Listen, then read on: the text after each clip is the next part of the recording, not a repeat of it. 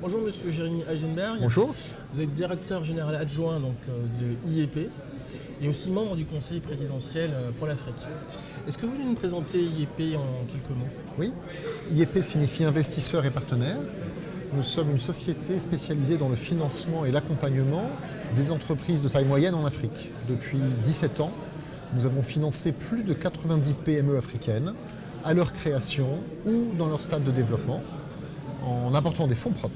Nous participons au capital des entreprises comme partenaire stratégique, Oui. pas pour les contrôler, nous sommes un actionnaire minoritaire, mais en participant activement à leur gouvernance, à leurs décisions stratégiques et en contribuant à leur apporter de l'assistance technique sur des sujets spécialisés. Je crois que vous avez lancé il y a 1 ou 2 ans un fonds à Abidjan appelé Comoé, il me semble, le fonds Comoé. Tout à Vous pouvez fait. en dire deux mots? Nous faisons partie des initiateurs de Comoé Capital, qui est un fonds ivoirien qui est spécialisé dans le financement des petites PME ivoiriennes par tranche de 100 000 euros ou 200 000 euros et qui peut même financer des entreprises par prêt d'honneur à partir de 10 ou 20 000 euros pour leur permettre de mettre le pied à l'étrier avant de devenir investissable. C'est un fonds qui est basé à Abidjan, qui est dirigé par une équipe ivoirienne et qui, en plus du financement que nous apportons, nous, investisseurs et partenaires, a levé de l'argent auprès d'institutions ivoiriennes, en majorité. Comoé Capital est l'un des 5 fonds d'investissement africains que nous avons initiés. Les autres se trouvent au Sénégal, à Madagascar, au Niger et au Burkina, et nous allons en faire 5 autres.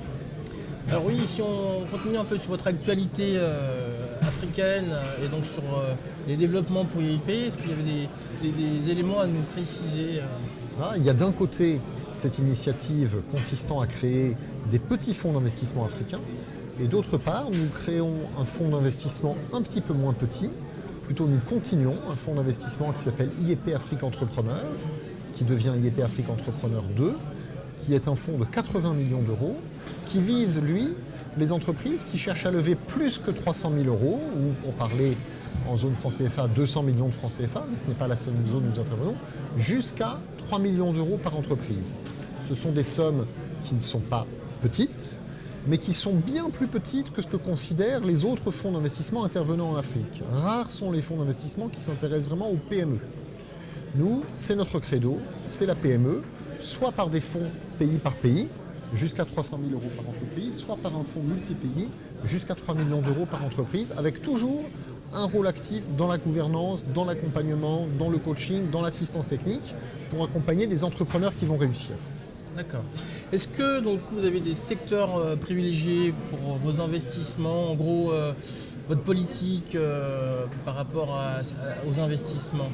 On est généraliste, on s'intéresse à tous les secteurs d'activité, ceux qui sont licites, car nous considérons que la connaissance des secteurs, ce sont les entrepreneurs qui l'ont. On parle avec des chefs d'entreprise, des femmes et des hommes qui connaissent très bien leur métier. Nous, ce qu'on leur apporte, c'est une culture de gestion. C'est un accompagnement stratégique, c'est un savoir-faire pour créer une relation de confiance entre un entrepreneur et un fonds d'investissement qui va devenir membre de son conseil d'administration. Si nous avons besoin de spécialistes techniques dans cet accompagnement, nous pouvons trouver des experts que nous pouvons faire intervenir au cas par cas. Alors, ceci dit, certains secteurs se dégagent avec le temps, bien sûr. On a beaucoup agi dans le secteur agroalimentaire, des unités de transformation agroalimentaire, le plus souvent pour le marché local, parfois pour l'exportation. Ceci est l'occasion de trouver un débouché pour des petits producteurs locaux et une source d'approvisionnement constante pour les consommateurs dans les villes africaines. Nous avons beaucoup investi dans le domaine de la santé, des cliniques, des distributeurs de médicaments et j'en passe. Nous avons beaucoup investi dans le domaine des matériaux de construction, des carreaux, des tuiles, des briques, Oui. ou encore dans le secteur de la microfinance, dans le B2B. Des entreprises africaines qui servent d'autres entreprises africaines en leur apportant des services informatiques, en leur apportant du matériel d'irrigation, en leur apportant des équipements de climatisation. Donc nous sommes très diversifiés et nous nous adressons à chaque entrepreneur comme un cas particulier que nous voulons connaître en profondeur et en privilégiant le lien humain.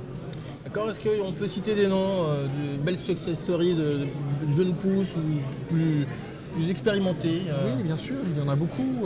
Au Sénégal, nous avons accompagné la création d'une maternité comme Nest, d'une entreprise qui est dans l'agroalimentaire, comme la laiterie du berger qui fait le yaourt de Lima, de Delta Irrigation, En Côte d'Ivoire, nous sommes actionnaires d'une société qui s'appelle Farm Ivoire Nouvelle, qui fournit le pays en soluté. À Madagascar, nous sommes actionnaires d'ACEP Madagascar, une institution de microfinance qui est une grande réussite, que nous accompagnons dans beaucoup d'autres pays aussi. Et d'une entreprise comme Ultramail qui exporte du textile. Il y aurait tant d'exemples à citer. Vous avez co-rédigé le livre Entreprenante Afrique, dans lequel vous faisiez des recommandations aux États africains pour donc entretenir la culture d'entrepreneuriat et les succès entrepreneuriaux. Est-ce que depuis vous avez vu des choses évoluer positivement ?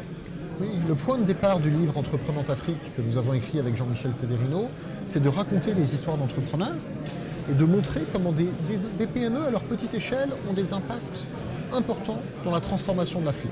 Les entrepreneurs sont des acteurs importants de la transformation qui est en train d'avoir lieu sur le continent africain, où apparaît un marché intérieur, l'urbanisation, le début d'émergence de la classe moyenne, si difficile à définir il est vrai, déqualification. Ces entrepreneurs, la transformation de l'Afrique rend leur réussite possible, mais leur réussite participe à la transformation de l'Afrique. Donc il est essentiel que les pouvoirs publics africains et mondiaux reconnaissent leur rôle. On l'entend beaucoup dans les propos. Il n'y a presque plus un pays d'Afrique qui ne se vante pas d'avoir une politique entrepreneuriale. Dans les faits, ce sont des politiques complexes parce que la PME est un objet toujours un petit peu étranger pour une administration publique. Donc plusieurs pays, la plupart des pays ont réussi quelque chose. Certains pays ont bien réussi la constitution de grappes d'entreprises. D'autres ont plus ou moins réussi à simplifier les formalités administratives. D'autres ont réussi la mise en place de réseaux de consultants. Voilà. Nous essayons de montrer que certains exemples sont possibles, méritent d'être suivis, et nous proposons aux pays que ça intéresserait de s'intéresser dans un cadre global de Small Business Act. Alors on observe que de plus en plus de pays africains et de dirigeants africains en sont convaincus. Et on l'observe aussi parmi les pays partenaires à l'international, à commencer par la France, où l'administration d'Emmanuel Macron a mis le sujet de l'entrepreneuriat africain au cœur de la politique de développement du continent, parmi bien d'autres sujets, et ce qui n'exclut pas du tout de continuer, ou même de reprendre une politique d'aide publique au développement, car il y a des sujets qui dépassent de très loin les sujets entrepreneuriaux, qui sont des sujets macro, d'infrastructure et de politique publique. Alors, on peut peut-être donc terminer sur votre rôle et le rôle du Conseil présidentiel pour l'Afrique, notamment sur cet événement Ambition Africa qui a pour objectif de renforcer les relations entre l'Afrique et la France. Comment vous voyez ce rôle du Conseil présidentiel pour l'Afrique ?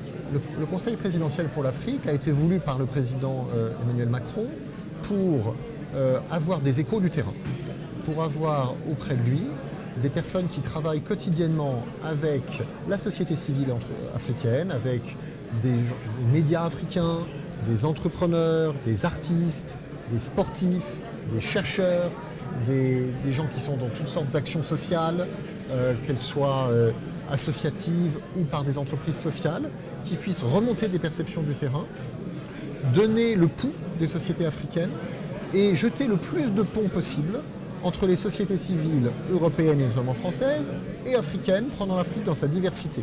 Les pays où la France est le plus présente, les pays où la France est moins présente et elle voudrait l'être plus. Beaucoup de choses se passent tous les jours qu'on ne soupçonne même pas entre des acteurs de petite échelle, français et africains. Donc nous, notre rôle, c'est d'identifier des choses qui peuvent faire tache d'huile et de faire des recommandations pour que leur réussite soit facilitée ou accompagnée.